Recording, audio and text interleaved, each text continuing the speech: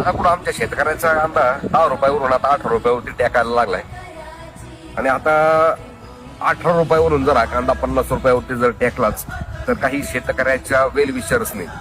हे वाक्य बोलायला चालू करू नका की कांदा महाग झाला, आम्हाला कांदा परवडत नाही, कांद्याचे भाव कमी व्हायला हवेत. आणि ज्यांना कांदा परवडत नाही त्यांनी तो खाऊच नाही. आणि कांदा न खाल्ल्यामुळं आतापर्यंत कोणी मेलंय असं तरी मी तरी ऐकलं नाहीये. त्यामुळं ज्यांना कांदा परवडत नाही त्यांनी कांदा खाऊ नका.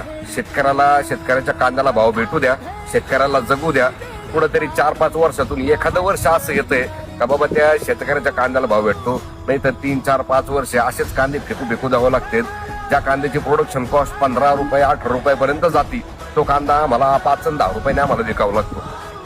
MRP नाही ना. आमच्या मालाचा भाव हे सरकार ठरवणार आहे, हा आम्हाला ठरवण्याचा अधिकार नाही.